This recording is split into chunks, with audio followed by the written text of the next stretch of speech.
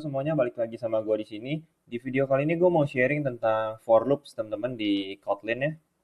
Sama kayak bahasa pemrograman lainnya, pasti ada namanya looping teman-teman di setiap bahasa pemrograman ya. Dan kalian wajib ngerti itu cara kerja looping, lalu bisa mengimplementasikan looping di program lorang. Karena kenapa? Ini sangat berguna banget teman-teman. Jadi gue bakal ngasih tahu cara pemakaian looping ini. Simpelnya looping ya termasuk di sini for loops itu dipakai untuk melakukan iterasi teman-teman. Iterasi itu artinya pengulangan ya.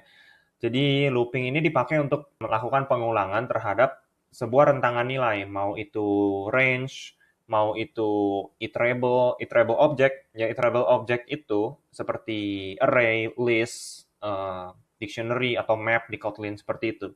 Jadi emang dilakukan untuk melakukan iterasi, ya pengulangan. Jadi contoh gue di sini buat misalnya teman-teman ya. Kalau biasanya kita membuat array, lalu kita mengakses array itu pakai indexing ya. Sini gue buat array atau gue buat names deh, names kayak gitu. Pakai array of kayak gini teman-teman ya. Nah misalnya Kelvin, Cipuy kayak gitu teman-teman. Nah kan sebelumnya kita cara ngakses elemen-elemen di array itu kan pakai indexing, misalnya names index 0, lalu names index 1, seperti itu. Nah, ini sangat ribet teman-teman. Kalau misalnya elemen di array itu ada ratusan, bahkan ribuan. Disinilah fungsi dari si for loop itu sangat dipakai. Jadi lo orang tinggal pakai for loop aja untuk melakukan pengulangan terhadap semua elemen-elemen yang ada di si array names itu. Caranya pakai keyword for kayak gini teman-teman. Nah, terus di sini ada auto completion ya, tinggal orang pencet enter, dia bakal ngebuat parenthesis ya. Jadi kondisinya ini harus kita taruh di dalam parenthesis atau buka kurung tutup kurung. Kalau nggak pakai parenthesis dia nggak mau ya. Jadi lo orang tinggal buat aja misalnya name in names atau lebih gampang ini ya. Nama in names kayak gitu ya biar lebih kelihatan. Lalu kasih kurung awal, kita print line si namanya teman-teman. Ini kalau gua run teman-teman dia bakal ke printnya bentar. Kelvin dan Cipoy. Nah, jadi kalau lo orang bingung cara kerjanya seperti apa, kan gue dibuat di sini for nama in names ya, nama in names berarti nama ini sekarang dia merepresentasikan semua elemen yang ada di array names ya. For nama in names logikanya seperti itu aja. Jadi kalau untuk nama di dalam names berarti kan dia sekarang merepresentasikan semua elemen dari si array names yaitu Kelvin dan Cipoy. Kita print line si nama teman-teman ya. Makanya keluarlah Kelvin dan Cipo ya, sangat gampang banget ya. Jadi kalau di sini gue punya banyak elemen teman-teman ya, misalnya Charmander gitu, kita nggak perlu pakai indexing. Jadi si nama ini bakal merepresentasikan semua elemen itu. Dia bakal ngeprint Kelvin, Cipuy, Pikachu, Charmander kayak gitu. Sip. Daripada lo orang pakai indexing untuk mengakses elemen-elemen di array, kita pakai for loop. Jadi ini cara kerja for loop yang pertama teman-teman. Nah ini yang di dalam kurung kurawal ini disebutnya body dari si loopnya teman-teman ya. Yang di dalam kurung kurawal ini disebut body dari loopnya, loop bodinya. Dan nama ini cuman berlaku atau scope-nya cuman di dalam si for loop ya teman-teman ya. Kalau gua print line namanya di luar for loop, dia bakal error gitu. Jadi nama ini scope-nya atau cakupannya ibaratnya hidupnya itu cuma di dalam si for sampai kurung kurawal ini habis. Kalau lo declare di luar itu dia bakal error. Oke. Terus cara simpelnya teman-teman, kalau misalnya kita statement di dalam si body loop ini cuma satu ya kan?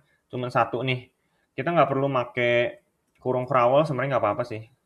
Tinggal kayak gini teman-teman. Nah ini nggak error nih kalau gua print. Ini tetap keluarnya sama teman-teman.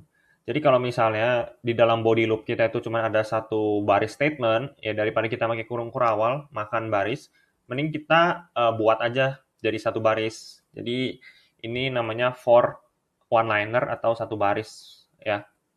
Simpel ya, jadi simpel banget, cuman satu baris kita melakukan iterasi terhadap sebuah rentangan nilai. Bisa juga misalnya lo orang pakai, kita buat sekarang angka ya, angka atau numbers kayak gitu, sama dengan array of 1, 2, 3, 3, 4, 5 kayak gini teman-teman ya. Gue buat lagi misalnya angka in numbers, sama yang kita print line si angka. Kalau gua run, dia bakal keluar 1, 2, 3, 4, 5 teman-teman. Jadi bisa buat integer, bisa buat string, bisa untuk semuanya ya. Oke, mantap teman-teman. Sekarang gue mau kasih lihat for loop dipakai untuk mengiterasi sebuah range teman-teman ya. Jadi for loop itu juga bisa kita iterasi terhadap sebuah range ya. Misalnya 1 sampai 5 ya gitu ya. Ini kita print line si i-nya teman-teman. Ya for in-nya jangan lupa ya. Nah ini gua komen dulu. Kita run lagi. Ini dia bakal ke-print 1, 2, 3, 4, 5. Jadi ini sangat simple banget.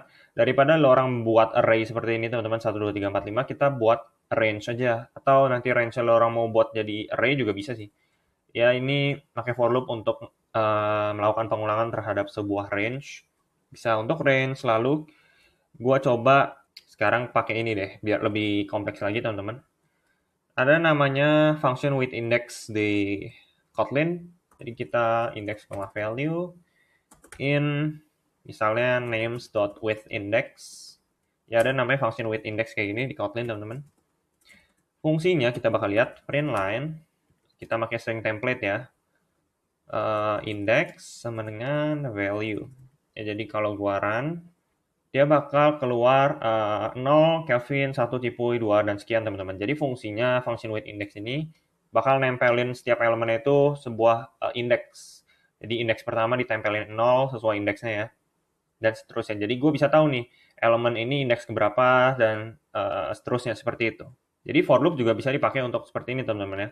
Nggak cuman gue tadi cuman pakai satu variabel, kita declare satu variabel, kita juga bisa declare dua variabel tergantung kebutuhan. Oke, kalau nanti gue mau misalnya for loop terhadap sebuah map atau dictionary di Kotlin, kita pakai dua variabel untuk merepresentasikan masing-masing key dan value-nya.